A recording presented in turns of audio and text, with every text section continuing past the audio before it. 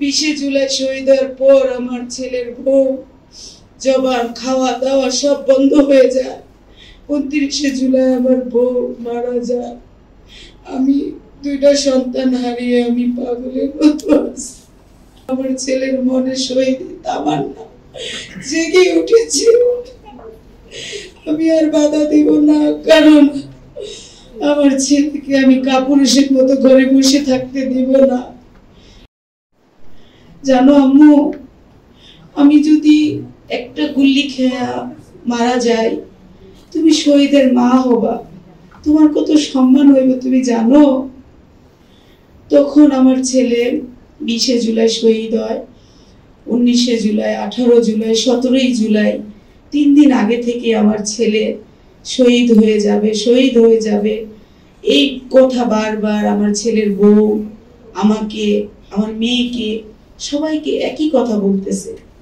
জানি না, আমি তখন ভাবলাম যে আমার ছেলের মনে শহীদি তামান্না জেগে উঠেছে, কারণ আমার ছেলে কাপুরুষ হয়ে ঘরে বসে থাকতে চায় না।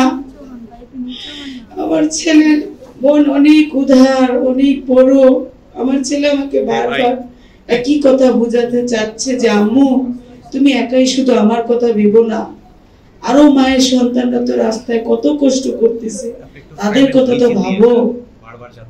তখন আমি মনে মনে ভাবলাম যে আমার ছেলেকে আমি আর বাধা দিয়ে রাখবো না, কারণ আমার ছেলের কথা শুনে আমার মনে মনে খুবই ভালো লাগছে। এজন্য যে দেশের জন্য, দেশের সন্তানের জন্য, মানুষের মহব্বত ভালোবাসার জন্য আমার ছেলের মনে শহীদ তামান্না জেগে উঠেছে। আমি আর বাধা দিব না, কারণ আমার ছেলেকে আমি কাপুরুষের মতো ঘরে বসে থাকতে দিব না। উপর আল্লাহর উপর আমি ছেড়ে দিয়েছি। হে আল্লাহ, তুমি হেফাজত করো।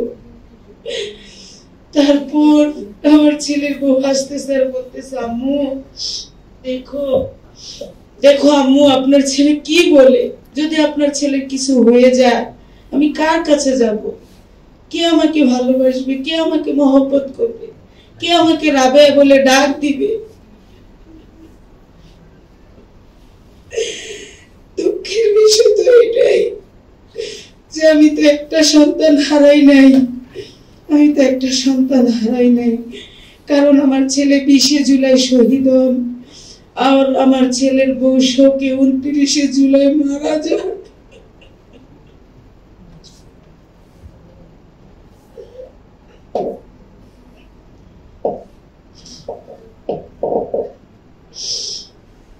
আমার ছেলে নতুন বিয়ে করেছিল, অনেক অনেক ভালোবেসে বিয়ে করেছিল, সম্পর্কের বিয়ে। আমি মা মেনে নিয়েছিলাম। সম্পর্কের বিয়ে মাত্র 10 মাস, 10 মাস পাখির মতো সংসার করতেছিল, 2টা বাচ্চা।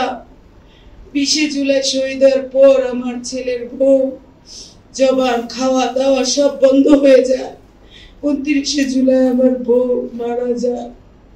আমি 2টা সন্তান হারিয়ে আমি পাগলের মতো আছি। আমি তো সবই হারিয়েছি, হারাবার মতো আর কিছুই আমার নেই। আমার স্বামী প্রবাসী, আমার সন্তানের লাশ ঢাকা মেডিকেল আমাকে ছুতে দেয় না, আমাকে ধরতে দেয় না।